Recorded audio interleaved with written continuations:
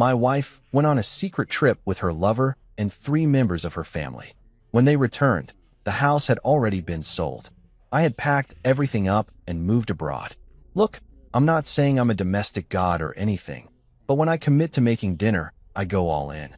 We're talking the full spread here, roasted chicken that's actually moist for once, mashed potatoes whipped to the kind of creamy perfection that would make Gordon Ramsay shed a single tear of approval, green beans that I didn't even burn this time, and a gravy boat that was honestly too fancy for a Tuesday night. I'd even set the table with those cloth napkins Tessa insisted we buy from some overpriced boutique in the city, the ones that cost more than my lunch budget for an entire week. The playlist was queued up, her favorite indie folk garbage that sounds like someone's crying into an acoustic guitar at a farmer's market. And I'd even lit those scented candles she loves, the ones that smell like lavender dreams or unicorn farts or whatever the label said.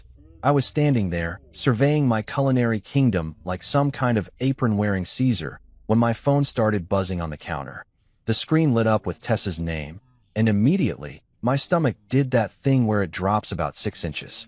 See, my wife doesn't call me during the day. She texts. She sends memes. She forwards me TikToks of cats doing stupid stuff. But calling?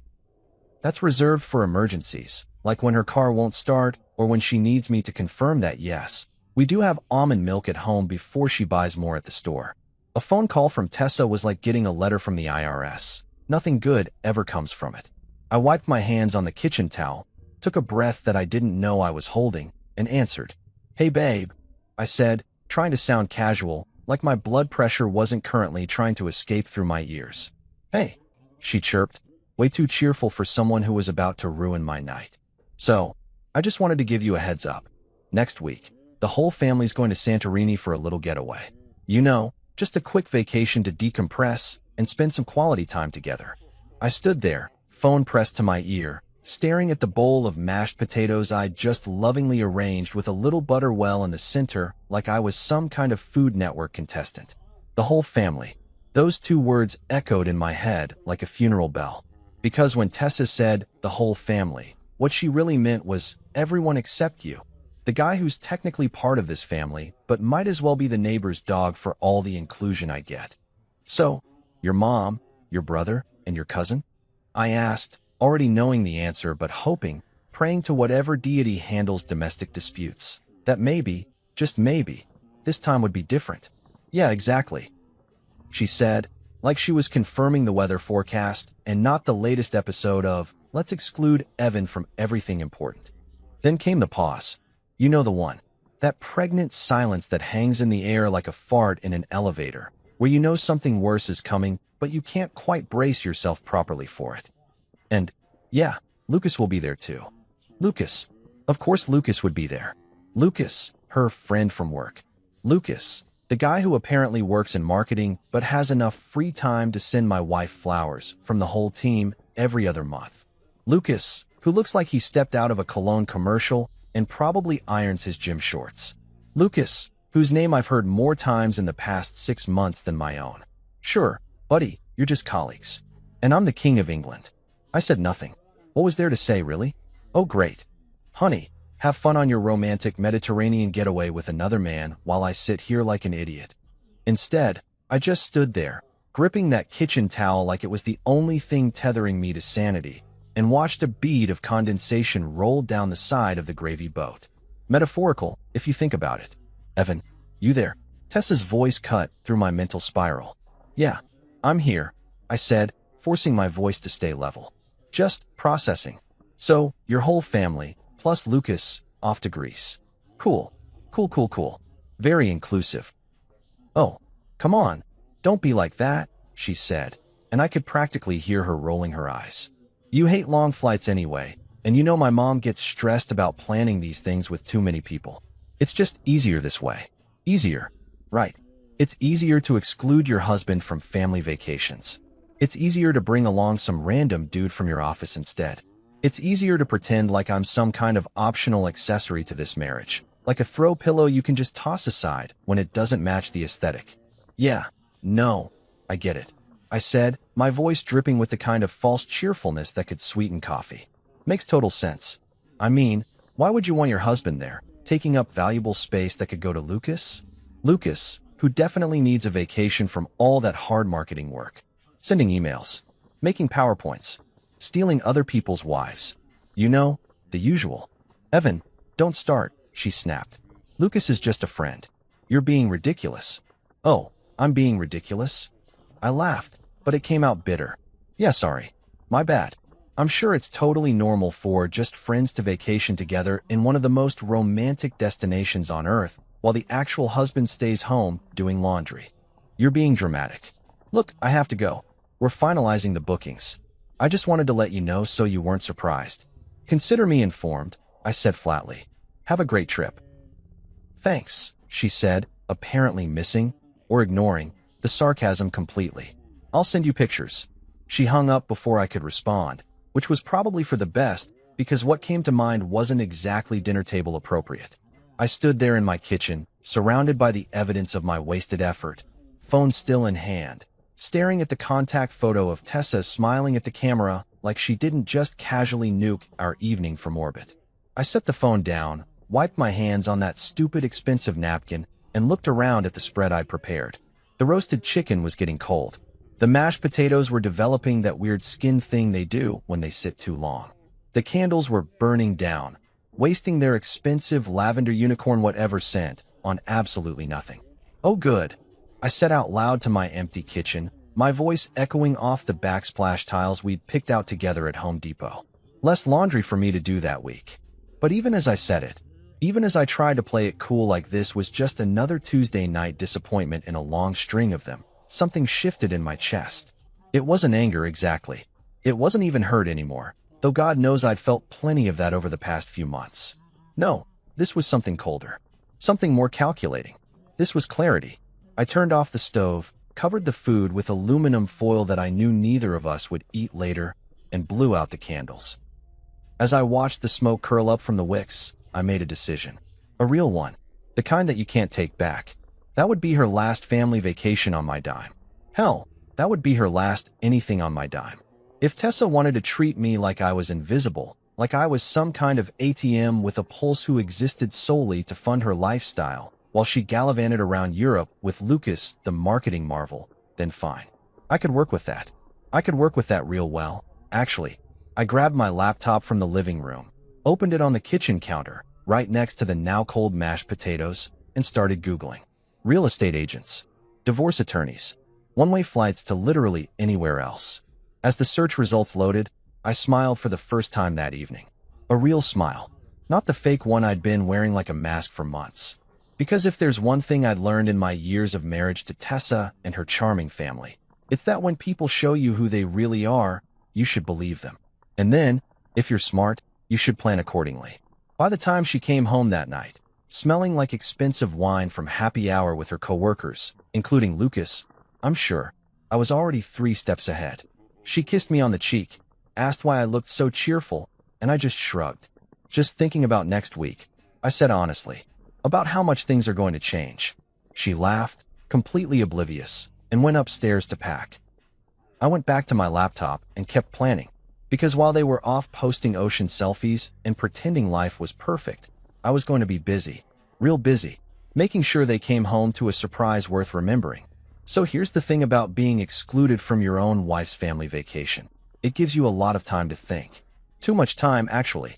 The kind of time that makes you realize you've been playing the role of background character in your own life story, and honestly, that's just pathetic.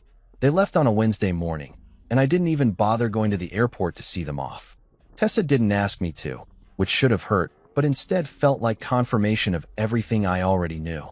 I watched from the bedroom window as the Uber pulled up, saw her mom's oversized luggage that probably weighed more than a small child, watched her brother Kyle load everything into the trunk like he was auditioning for a strongman competition, and then they were gone.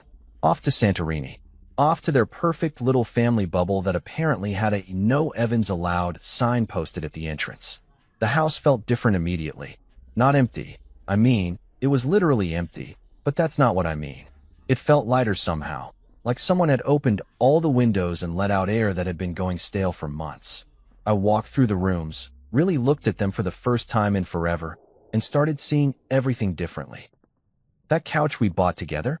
I paid for it.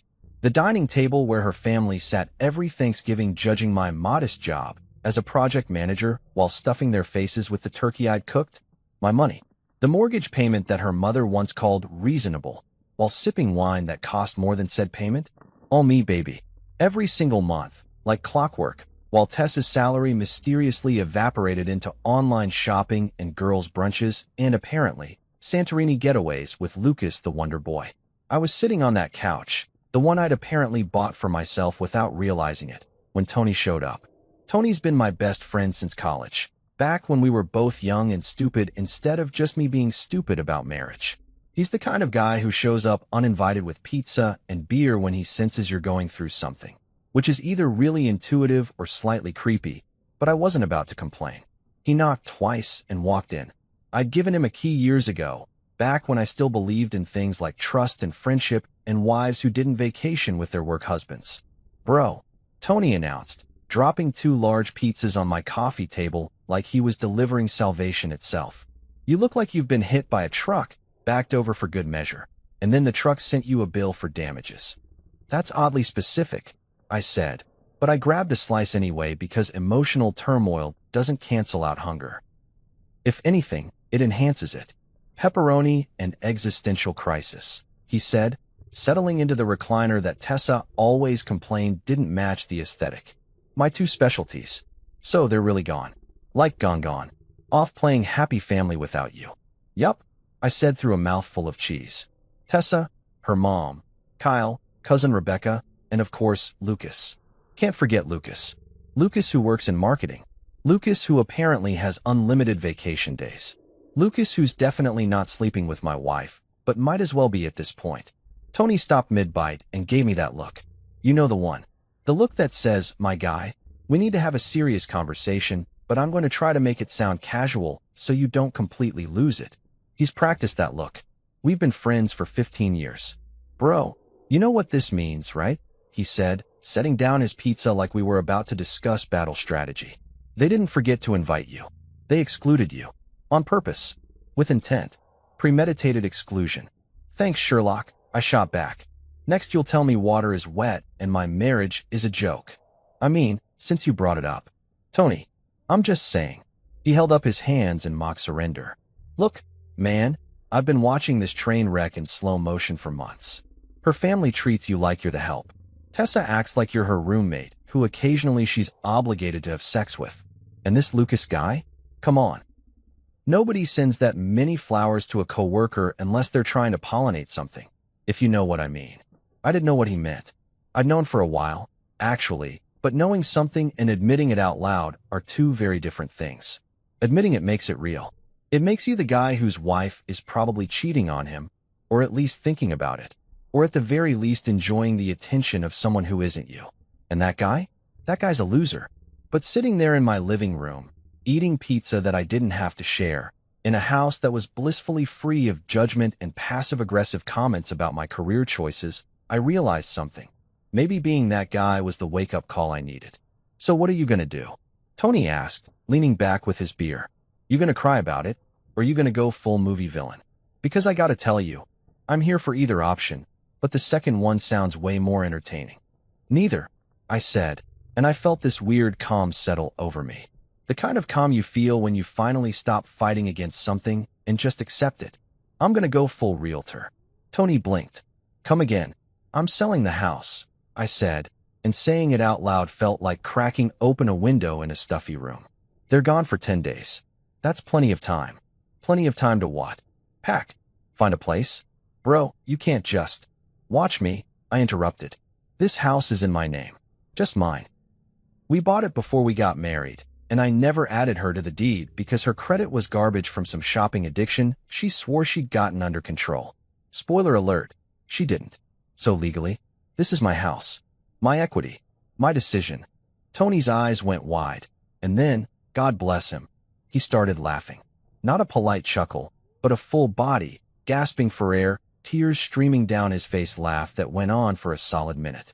When he finally caught his breath, he looked at me with something like admiration. Dude, he wheezed. Dude, you're actually gonna do it. You're gonna sell their house out from under them while they're on vacation. That's beautiful. That's art. That's poetry in motion. That's justice, I corrected. They want to act like I don't exist? Fine. I'll show them what me not existing actually looks like. We spent the rest of that night planning. Tony, it turns out, has a sister who's a real estate agent, which felt like fate or karma or maybe just dumb luck, but I wasn't questioning it. He called her right there at 9 p.m. on a Wednesday and explained the situation.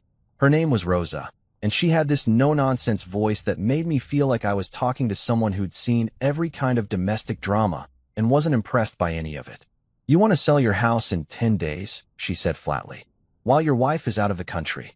That's correct, I replied. And you're the sole owner? No legal complications. Just my name on the deed. I can send you the paperwork. There was a pause, and then I heard her laugh. Okay, I'm in. This is either the most justified thing I've ever helped with or you're a complete psychopath, but either way, it'll be a good story. Send me the details. We'll list it tomorrow. That night, after Tony left with promises to help me pack and document this legendary moment for posterity, I walked through the house again. But this time, I wasn't seeing it as the home I'd built with Tessa. I was seeing it as inventory, as assets, as the physical manifestation of every dollar I'd earned while she complained it wasn't enough, every weekend I'd spent fixing things while she was out with friends, every holiday I'd hosted for her family while they made jokes about my job and my car and my apparently inferior existence. I went upstairs to our bedroom. My bedroom, I corrected myself, and started opening drawers. Tessa had packed for Santorini but left plenty behind, and I was looking for something specific. I found it in her nightstand, under a stack of magazines and some fancy lotion that probably cost more than my gym membership. A box of letters. Not cards, not notes. Letters. The kind written on actual paper, folded carefully, some with hearts drawn on the envelopes. I opened one, then another, then 5 more. They were all from Lucas. Tessa, you make me feel alive in ways I forgot existed. Can't stop thinking about our lunch yesterday. Your husband doesn't deserve you. That last one made me laugh out loud, a sharp bark of sound in the quiet room. He got one thing right. I didn't deserve this. I deserve better. I put the letters back carefully, exactly as I'd found them. Evidence, I thought. Not that I needed it for anything legal, but it felt good to know I wasn't crazy. I wasn't paranoid. I was just finally paying attention. As I got ready for bed in the house that would soon belong to someone else, I felt something I hadn't felt in months. Excited. Tomorrow, I'd meet with Rosa. We'd list the house. We'd start the process of me reclaiming my life from people who treated it like a free vacation rental. And when they came back from Santorini, tan and happy and full of stories about Lucas's charming anecdotes and the beautiful sunsets, they'd come home to absolutely nothing. Well, not nothing. They'd come home to a lesson about consequences. I set my alarm and climbed into bed, smiling in the dark. Checkmate was coming. Morning came faster than I expected, probably because I actually slept well for the first time in months. No Tessa hogging the blankets, no passive-aggressive sighs when I rolled over. Number 3 a.m. scrolling through her phone with the brightness turned down low like I wouldn't notice. Just me, spread out like a starfish in the middle of our California king, dreaming about real estate transactions and freedom. When my alarm went off at 7, I actually felt energized. Like I'd been running on fumes for so long that I'd forgotten what a full tank felt like. Rosa had texted me at 6 in the morning. Apparently real estate agents don't believe in sleeping in, with a message that read, "Can meet at 10. Bring deed, ID, and any inspection reports you have. Let's move fast." I liked her already. She understood urgency. She got that this wasn't just about selling a house. This was about executing a plan with military precision before my window of opportunity slammed shut like a cheap screen door in a hurricane. I spent the morning doing something I probably should have done years ago, going through every corner of this house with fresh eyes. Not sentimental eyes, not, "Oh, remember when we picked out this lamp together," eyes, but cold, calculating. What's mine and what's getting left on the curb eyes. Turned out, almost everything was mine. The furniture? I'd paid for it. The appliances? Me. The art on the walls that Tessa's mother insisted made the place look cultured. My credit card, baby.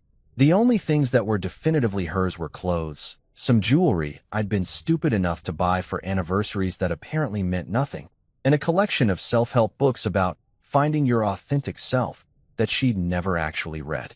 Rosa showed up at exactly 10 a.m. driving a silver BMW that looked like it meant business. She was maybe 50, with short gray hair and glasses that she wore on a chain around her neck like a librarian who moonlighted as an assassin. She walked through my front door, looked around for approximately 15 seconds, and said, "We can get $750 for this, maybe $800 if we stage it right. Market's hot. Location's good. You've maintained it well." "Thanks," I said. "Turns out when you actually give a damn about where you live, it shows." She gave me a look that suggested she'd heard that tone before. The tone of a man who was done being underappreciated in his own home. "Your brother mentioned this is somewhat time-sensitive. My wife's out of the country for 10 days, I explained, sitting down at the kitchen table where Rosa had spread out a folder full of paperwork that looked both official and terrifying. "She doesn't know I'm selling. She's not on the deed. This is all legal, but I'd prefer she found out when she got back rather than via Instagram or a phone call from her nosy mother." Rosa nodded slowly, not even blinking. "Any reason you're selling in such a hurry?" I thought about how to phrase it. I could be diplomatic. I could be vague. I could protect Tessa's reputation even though she'd spent months not protecting our marriage. But sitting there in my kitchen with a woman who was clearly unshockable, I decided honesty was more fun. "Yeah," I said. "The property's haunted." Rosa raised an eyebrow. "By what?" "Bad decisions and my in-laws." She laughed, actually laughed, this sharp bark of amusement that made her seem immediately more human. "Okay, I've sold houses for every reason under the sun. Divorce, debt, death, and now domestic drama. I respect the honesty. Let's get you out of this haunted house." We spent the next hour going through paperwork. I signed things. She explained things. I pretended to understand real estate law while mainly just thinking about how Tessa was probably at some beachside restaurant right now, laughing at Lucas's jokes and not thinking about me at all, which was fine. Perfect, actually. Made this whole thing easier. "We can list it today," Rosa said, checking her tablet. "I'll have a photographer here tomorrow morning for staging photos. You'll need to keep the place pristine, and I mean pristine, for showings. Can you do that?" "I'm the only one here," I pointed out. "The only mess will be from me. And trust me, I'm motivated to keep things clean." "Good. We'll do an open house this weekend. I'm betting we'll have offers by Monday, maybe sooner. These starter homes in good neighborhoods go fast, especially when they're priced right and don't require work." By the time Rosa left, I had a listing agreement signed, a for sale sign going up tomorrow, and a plan that was actually in motion. I stood in my driveway, watching her BMW disappear around the corner, and felt something I hadn't felt in years, in control. Like I was the main character in my own story instead of a supporting actor in Tessa's drama. Tony showed up around noon with moving boxes, packing tape, and an enthusiasm that bordered on manic. "Okay," he announced, dropping everything in the middle of my living room. "Operation Divorce and Depart is officially underway. Where do we start?" "Upstairs," I said. "I want all my stuff out of that bedroom. Clothes, personal items, anything that matters. The furniture can stay, staging, you know, but I'm not leaving anything she can claim or destroy in a fit of rage." We headed upstairs, and that's when I made the mistake of opening Tessa's closet. Not because I wanted to go through her stuff. I couldn't care less about her collection of dresses she wore once for Instagram photos, but because I needed to get to the storage boxes on the top shelf where I'd stashed some old college stuff. When I pulled down the first box, something fell with it. A shoebox, wrapped in a decorative scarf, hidden behind winter coats she never wore, because we lived in California and winter meant 60 degrees and partly cloudy. "What's that?" Tony asked, already knowing it was something good because the universe loves dramatic timing. I opened it. More letters from Lucas. But these were different. These were recent. I could tell by the dates scrawled in the corners, by the paper that wasn't yellowed or creased from time. These were from the past 3 months. The past 3 months when Tessa had been working late and stressed about projects and needed space to figure herself out. I read one out loud because apparently I'm a masochist. "Tessa, you make me feel alive in ways I forgot existed. Last night was incredible. I can't wait until we don't have to hide anymore." Tony whistled low. "Okay, so we're past emotional affair and straight into regular affair territory. You want to burn these? Frame them? Send them to her mother?" "None of the above," I said, putting them back in the box carefully. "I'm keeping them. Not for revenge, I don't need revenge when I've got a sold house and an exit strategy. But if she tries to come after me for anything, if she tries to paint me as the bad guy, I've got proof. Dated, handwritten proof that she was the one who blew this up. We kept packing. I labeled boxes with more honesty than I probably should have. His clothes, her lies, family photos, trash or recycle.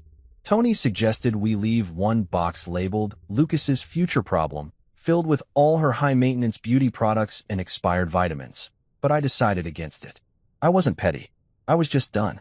By evening, my entire life, the parts that mattered anyway, was packed into boxes stacked in the garage. The house looked weirdly perfect without my personal touches. Like a model home. Like a stage set for someone else's life. Which, I guess, it was about to be. Tony ordered Chinese food, and we ate it sitting on the floor of my empty bedroom, using moving boxes as tables. You know what's crazy? He said between bites of Kung Pao chicken. You seem happy. Like, actually happy. I haven't seen you this relaxed in over a year. That's because for the first time in over a year, I'm making decisions that are actually mine, I said. Not compromises. Not sacrifices. Not bending myself into shapes to make everyone else comfortable. Just me, choosing what I want. And what do you want? I looked around the empty room. Thought about Tessa on a beach somewhere. Thought about the for sale sign going up tomorrow. Thought about the life I was about to build without asking anyone's permission. I want out, I said simply. And I want her to know that actions have consequences. Amen to that, Tony said, raising his water bottle in a toast. We clinked plastic bottles like they were champagne glasses, and I smiled. Tomorrow, the photographer would come. This weekend, strangers would walk through my house. By next week, I'd have offers. And when Tessa came home, tanned and glowing, and probably already planning her next vacation with Lucas, she'd come home to nothing but a forwarding address and the realization that she'd underestimated the wrong guy. The photographer showed up Thursday morning at 8 sharp, which meant I'd been awake since 6 making sure every surface sparkled like we were filming a cleaning product commercial. I'd never realized how much effort went into making a house look unlived in, until I spent 2 hours arranging throw pillows at precise angles and making sure there were exactly 0 personal items visible anywhere. The photographer, a guy named Marcus who wore all black and had the kind of beard that suggested he took his coffee very seriously, walked through each room with his camera like he was documenting a crime scene. Which, in a way, I guess he was. The crime of a failed marriage, Exhibit A through Z. Great bones, Marcus muttered, snapping photos of my kitchen. Good light. You've staged this well. Most people leave out way too much personal crap. Family photos, kids' drawings, refrigerator magnets from their vacation to Branson. Nobody wants to see that. No kids, I said. And the only vacation that matters happened this week. To Santorini, without me. He paused mid-shot and looked at me over his camera. Selling while the spouse is away? Bold move. Respect. By the time he left, I had professional photos that made my house look like it belonged in a magazine spread titled Modern Living for People Who Have Their Lives Together. The irony wasn't lost on me. Rosa called 30 minutes later. Photos look phenomenal, she said, all business. I'm listing it today at $775. We'll see what happens, but I'm betting we get action immediately. This weekend's open house is scheduled for Saturday and Sunday, 1 to 4 both days. Can you be scarce during those times? I can be invisible, I assured her. I've had practice. Perfect. Oh, and Evan, I pulled some comps from the neighborhood. Houses like yours have been going 15 to 20% over asking. You're going to walk away from this very comfortable. Might want to think about where you're going next. Where was I going next? Good question. I'd been so focused on the getting out part that I hadn't fully processed the going to part. But sitting there in my increasingly empty house, I realized I could go anywhere. Literally anywhere. No job tying me down. I could work remotely. No wife to consult. No in-laws to appease. Just me and whatever life I wanted to build next. The possibilities felt dizzying and terrifying and absolutely incredible. The house went live online at noon. By 2 p.m., Rosa had called to say we had 3 showing requests for Friday. By 5 p.m., that number had jumped to 8. By the time I went to bed Thursday night, checking my email obsessively like a teenager waiting for a text back, we had 12 scheduled showings and Rosa was saying things like multiple offer situation and bidding war and other phrases that made me smile so hard my face hurt. Friday was chaos in the best possible way. I'd moved all my packed boxes to a storage unit Tony had helped me rent, so the house was basically a museum of furniture and stage perfection. I spent the day at coffee shops and the library, watching my phone light up with updates from Rosa. First showing loved it. They're consulting with their lender. Second, couple brought their parents. Good sign. Third showing stayed for 40 minutes. They measured the bedrooms. Very interested. By Friday evening, Rosa called with news that made me want to do a victory lap around the block. We have 2 offers already. One at asking, one at $790. Both are pre-approved buyers, minimal contingencies. The $790 couple wants to close in 3 weeks. 3 weeks. I repeated, my brain trying to process that timeline. Tessa would be back in 9 days. 3 weeks was tight, but doable. Too fast. Rosa asked. No, I said quickly. Perfect, actually. The faster the better. That's what I like to hear. Let's see what the weekend brings. I have a feeling we're going to get more offers after the open house. This property is checking every box for young professionals and small families. Saturday's open house was scheduled from 1 to 4, which meant I needed to disappear for the afternoon. Tony suggested we go to a bar and day drink while strangers walk through my house, but I opted for something slightly more responsible. Sitting in my car at a park 3 miles away, refreshing my email, and trying not to have a panic attack. Not a panic attack about the house selling. A panic attack about what happened after. About facing Tessa. About the inevitable explosion when she realized what I'd done. About whether I had the spine to actually follow through with this instead of chickening out and somehow trying to explain it away. My phone rang at 2:30. Rosa, you need to get a storage unit for your furniture, she said without preamble. We just had a couple offer $820, all cash, as is, close in 2 weeks. They want everything. The furniture, the window treatments, the staged look. Everything except personal items. They'll pay an extra 10 grand for the furniture package.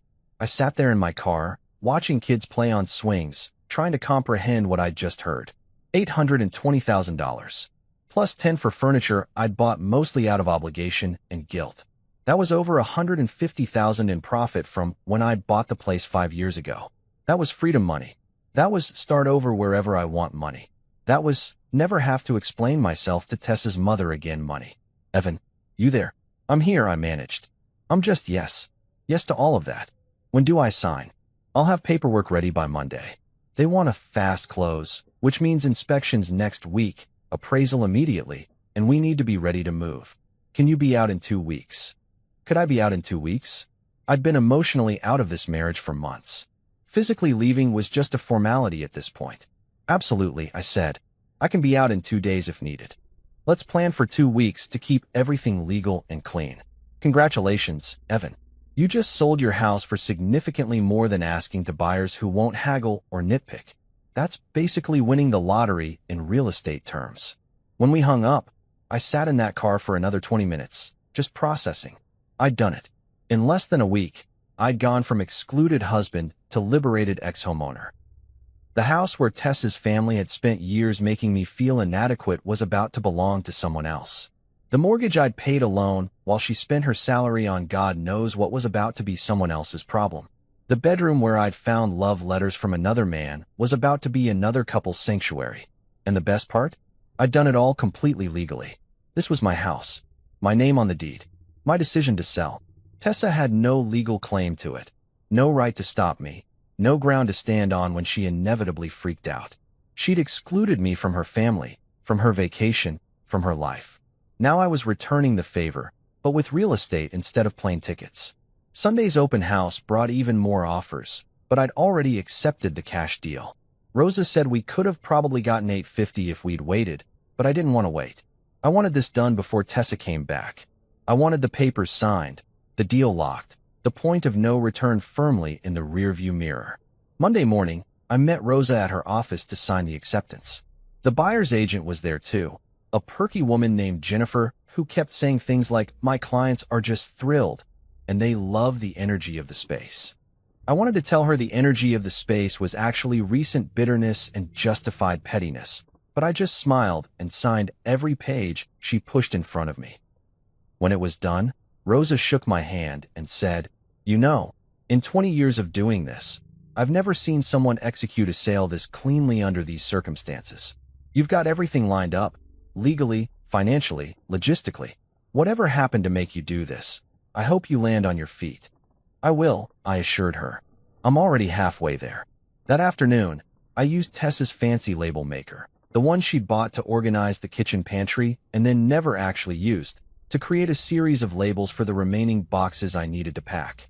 I stuck them on everything with more honesty than was probably healthy. For the woman who wanted space. Here's all of it. Lucas's future storage problem. Photos from when we pretended to be happy. Tony came over that evening with beer and Chinese food again, and we sat in my nearly empty living room celebrating. Dude, he said, raising his bottle. You sold your house, dodged a bullet disguised as a wife, and you're about to be financially free. That's the trifecta. The trifecta would be seeing her face when she gets back, I said. That's the part I'm both dreading and weirdly looking forward to. You're not going to be here when she gets back though, right? Please tell me you have an exit strategy that doesn't involve confrontation. Oh, I have a strategy, I assured him. By the time she lands, I'll be long gone. New city, new life, new everything. She can deal with the consequences without me there to absorb her drama. We clinked bottles again, and I felt that same calm settle over me. The calm of someone who'd finally stopped letting other people write his story. In 5 days, Tessa would be home. In 2 weeks, I'd be signing final closing papers and collecting a check that represented my ticket out. And somewhere between those two events, she'd realized that treating people like they're disposable comes with a price tag. A price tag of about $830,000, give or take. The thing about executing a perfect exit is that timing is everything. Too early and people catch wind of it, start asking questions, maybe even try to stop you. Too late and you're stuck dealing with the aftermath in person, which defeats the entire purpose of a strategic disappearance. I had exactly 4 days before Tessa touched down at LAX with her family and probably Lucas. All of them tanned and relaxed, and completely unaware that they were about to have the worst homecoming since the Titanic survivors realized their luggage was gone. For days to tie up every loose end, transfer every asset, and vanish like a magic trick performed by a guy who'd finally learned he was worth more than the audience's applause. Tuesday morning started with coffee that tasted better than usual, probably because I was drinking it in a house that would soon be someone else's problem. And a to-do list that was simultaneously terrifying and exhilarating. First order of business. Open a new bank account at a completely different bank than the one Tessa and I had shared. Not a joint account this time, obviously. Just mine. All mine. I walked into a branch across town where nobody knew me. Sat down with a banker named Patricia who had the kind smile of someone who'd seen every financial disaster known to man, and explained that I needed to move some money around. Divorce? She asked, not unkindly. Getting there, I said. But first, I'm selling a house and need to make sure the proceeds go somewhere secure. Somewhere that only I have access to. Patricia nodded like this was the most normal request she'd heard all week, which either meant she was very professional or I wasn't nearly as original as I thought. She set me up with a new checking account, a savings account, and what she called a high-yield money market account that would apparently make my money work for me while I figured out my next move. I transferred $5,000 from my old account to start, enough to establish the account, but not enough to raise any red flags with Tessa if she happened to check our joint balance before she got back. The closing proceeds will go directly here, I explained, showing her the wiring instructions from Rosa. Should hit in about 2 weeks. And your spouse doesn't know about this account? My spouse doesn't know about a lot of things, I said. Like the fact that the house she's planning to come home to has been sold. Or that I've already got one foot out the door and the other on a plane to anywhere else. Patricia's smile widened just slightly. Well, I hope wherever you land, you find what you're looking for. Peace and quiet, I said. Maybe some decent coffee. Low bar, honestly. Next stop, the storage unit. I'd rented a 10 by 10 space that was currently housing everything I owned that mattered. Clothes, books, my gaming setup that Tessa had always complained made the bedroom look juvenile. Important documents, and a box of photographs from my life before her. Not our life together. Just mine. Pictures from college, from trips with friends, from a version of myself that had somehow gotten lost in the shuffle of trying to be someone Tessa and her family would approve of. I spent an hour organizing everything, making sure I could access what I needed quickly when the time came to actually leave. The rest could stay in storage until I figured out where I was going. Tony met me at the storage facility around noon, holding two enormous coffees and wearing sunglasses that made him look like he was about to star in a buddy cop movie. "Okay, man," he said, handing me a coffee. "We need to talk about your exit strategy. Where are you going? What's the plan? Because you can't just say somewhere else and expect that to work." "Why not?" I asked. "Tessa did that with Santorini. Just announced it and left. I'm doing the same thing, just with more permanent consequences." "Fair point," he conceded. "But seriously, you need a destination. You need a plan. You can't just wander around like a divorced Forrest Gump." I laughed, but he was right. I'd been so focused on the getting out part that the where to part had remained fuzzy. "I've been thinking," I said slowly, testing out the idea as I spoke. "Portugal. Lisbon, maybe. I've always wanted to go there, and everything I've read says it's affordable, beautiful, and full of expats who went there for a fresh start." "Lisbon," Tony repeated. "As in Portugal, Europe, across the ocean Lisbon?" "That's the one. Dude, that's not a fresh start. That's a complete reset. That's like uninstalling the game and starting over with a new character." "Exactly," I said, and saying it out loud made it feel real. Why stay in the same city, the same state, even the same country where I might run into her or her family? Why not go somewhere completely different and build something new?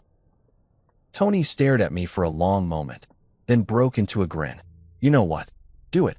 Absolutely do it. You've got the money coming from the house sale. You can work remotely. You're not tied to anything here anymore. Why the hell not?" That afternoon, I went home and bought a one-way ticket to Lisbon. Not for 2 weeks from now when the house closed. Not for next month after I'd prepared or thought it through. For next Tuesday, 5 days from now, the day after Tessa was scheduled to return from Santorini. I'd be wheels up while she was probably still in the Uber from the airport, completely unaware that her entire life was about to implode. The ticket cost more than I'd normally spend. Last-minute international flights aren't exactly budget-friendly, but money wasn't the object anymore. Freedom was. And freedom, I was learning, was priceless. I spent Wednesday tying up loose ends that most people don't think about until they're already gone. I set up mail forwarding to Tony's address. I submitted my resignation to my job, effective immediately, thanks to 2 weeks of unused PTO they owed me. My boss, a guy named Richard who'd never particularly liked me anyway, barely blinked. "Good luck with whatever's next," he said, sounding like he meant good riddance. I didn't care.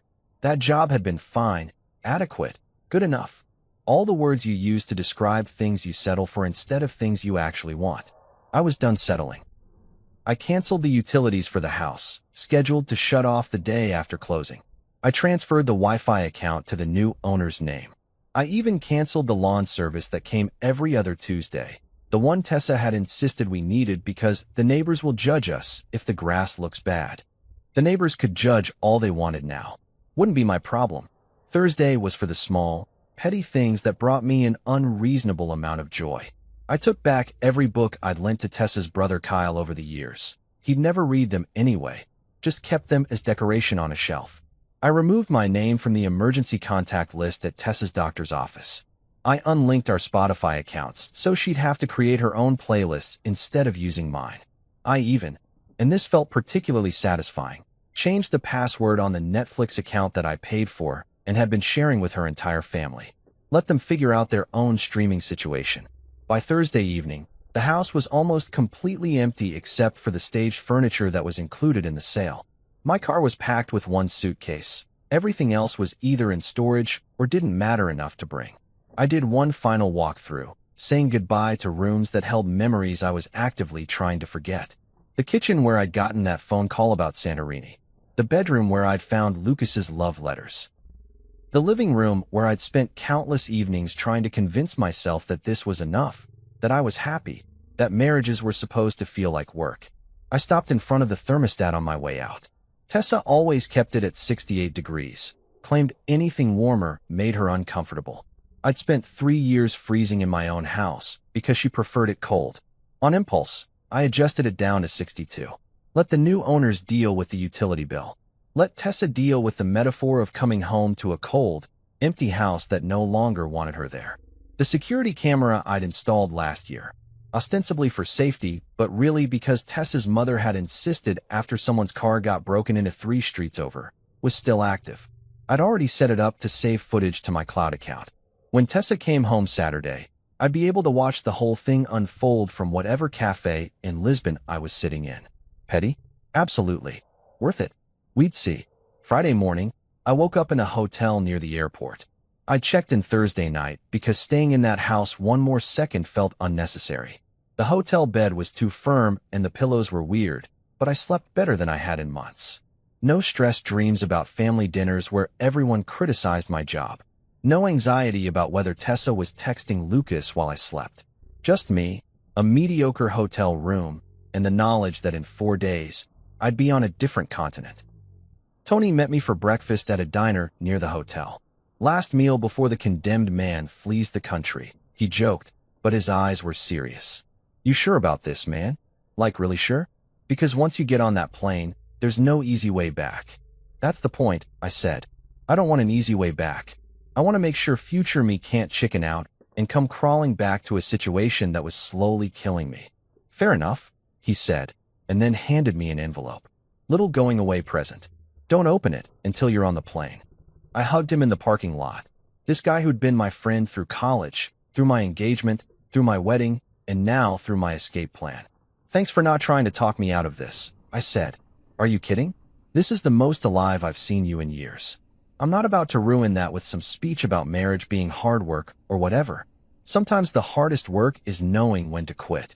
Saturday morning, Tessa's return day, I was at the airport by 6 a.m. even though my flight wasn't until 1 p.m. I went through security, found my gate, and sat there watching the departure board like it might change its mind. My phone had been suspiciously quiet. No calls from Tessa yet, which meant she probably hadn't tried to get into the house. That was coming. At 11 a.m., my phone exploded. 17 missed calls, 23 texts, 3 voicemails, all from Tessa. I listened to the first voicemail on speaker, sitting in an airport terminal surrounded by strangers who had no idea they were witnessing the aftermath of a marriage detonation. Evan, what the hell? The key won't work. Why won't the key work? Call me back right now. I smiled, deleted the voicemail, and turned off my phone. At 1:15 p.m., I was in my seat, economy class because I'm not made of money, heading east toward a life that was entirely mine.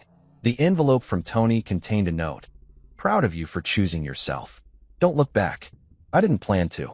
Somewhere over the Atlantic Ocean, between my third tiny bottle of airplane wine and my second viewing of some action movie I wasn't really paying attention to, I turned my phone back on. Airplane mode. Obviously, I wasn't about to pay international roaming charges just to read what I knew would be a dumpster fire of messages.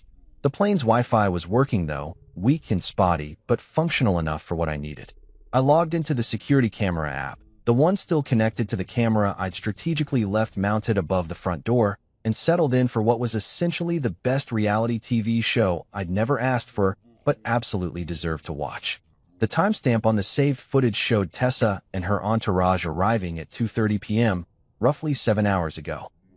I'd already been through security by then, blissfully unaware and stress-free in the terminal, but the camera had caught everything in glorious high definition. I popped in my earbuds. The guy next to me didn't need to hear this, and pressed play with the kind of anticipation usually reserved for season finales and championship games. The footage started with an Uber pulling up to the curb. Out came Tessa first, looking exactly like someone who'd spent 10 days in the Greek islands. Tan, glowing, wearing sunglasses that probably cost more than my flight to Lisbon, dragging a suitcase that was definitely over the weight limit. Then her mother emerged, all flowing scarves and judgment, followed by her brother Kyle hauling bags like he was competing in a strongman competition. Cousin Rebecca popped out next, and finally, because of course, Lucas, wearing linen pants and a shirt that screamed, "I vacation in places you've only seen in magazines." They were laughing about something, completely at ease, absolutely zero awareness that they were about to walk into what I'd privately started calling the reckoning. Tessa fumbled with her keys. Our keys, I corrected myself, except they weren't ours anymore, and approached the front door with the confidence of someone who'd never had to question whether home would still be there when she got back. She inserted the key. Turned it. Nothing happened. Her face in that moment. I wished I could screenshot it and frame it. Confusion first, then annoyance. The kind of expression you make when technology doesn't immediately comply with your expectations. She tried again, wiggling the key like maybe the lock was just being temperamental. Still nothing. Because, obviously, the locks had been changed. New owner's request. Part of the closing process that Rosa had handled earlier in the week. What the hell? I could see her mouth the words even without audio. The camera had a microphone, but they were far enough away that I only caught fragments. She pulled out her phone, calling me. I knew, because my phone in airplane mode on this flight showed 17 missed calls from around that time. When I didn't answer, because I was busy being in an airport terminal planning my great escape, she tried the key again. Like the third time would somehow be the charm. Her mother stepped forward, saying something I couldn't quite make out, but could absolutely imagine. Probably something about how I was irresponsible, how I'd probably forgotten to tell Tessa I'd changed the locks, how men like me were always causing problems through sheer incompetence. If only she knew. This wasn't incompetence. This was precision execution. Kyle tried his hand at the door, because apparently being male means you're automatically better at keys. Spoiler alert, he wasn't. Lucas hung back, looking uncomfortable, probably realizing that friend from work status didn't include getting involved in domestic lockouts. Rebecca was filming the whole thing on her phone, because of course she was. Everything's content these days. I briefly wondered if I'd end up on her TikTok as crazy ex-husband who changed the locks. Not knowing the full story was so much better than that. Tessa tried calling me again, and again, and again. I watched her pace the driveway, phone pressed to her ear, her free hand gesturing wildly in that way she did when she was frustrated. When I still didn't answer, because I was probably boarding the plane by then, she resorted to texting. The camera angle couldn't show her screen, but I didn't need to see it. I'd already read those texts while sitting at my gate. Where are you? Why won't the key work? This isn't funny. Evan, answer your phone right now. I swear to God if this is some kind of joke. Not a joke, I thought, sipping my terrible airplane wine. Just consequences meeting actions at long last. The best part came next. Her mother, in all her entitled glory, apparently suggested they call a locksmith. I watched Kyle pull out his phone, probably Googling emergency locksmith near me, and getting ready to pay whatever extortionate weekend rate they charged. But before that could happen, a car pulled up. A Lexus SUV. Out stepped a couple in their early 30s, the man holding a folder, both of them looking exactly like people who'd just closed on their first house and were eager to see it. The new owners. I literally laughed out loud on the plane, causing the guy next to me to glance over with concern. I didn't care. This was better than I could have scripted. The timing was perfect. Poetic, even. I watched Tessa's face as the couple approached the house. Her house, in her mind, with keys of their own. I watched the confusion morph into something darker. The man said something, gestured toward the door. The woman smiled, said something else. Tessa's mother stepped forward, probably launching into some explanation about how there'd been a terrible mistake, how they lived here, how they had keys that weren't working. The man shook his head, held up his folder. I knew what was in there. Closing documents, the deed with his name on it, proof of ownership dated 3 days ago. The woman pulled out her phone, probably showing them the listing, the purchase agreement, something official that made it clear this house was no longer Tessa's to enter. I watched Tessa stumble backward. Literally stumbled, like she'd been physically struck. Her mother's mouth opened in what I assumed was outrage, probably demanding to speak to whoever was in charge, to see a manager, to understand how this could possibly have happened. Kyle looked between his sister and the new owners like he was watching a tennis match. Lucas had the good sense to retreat toward the sidewalk, clearly wanting no part of whatever was unfolding. Rebecca, bless her content-hungry heart, was still filming. Tessa made one more call. I watched her dial, watched her face crumble when it went to voicemail. My voicemail, set up before I'd left, with a message I'd recorded specifically for this moment. You've reached Evan. I'm currently unavailable, permanently, in some cases. If this is Tessa,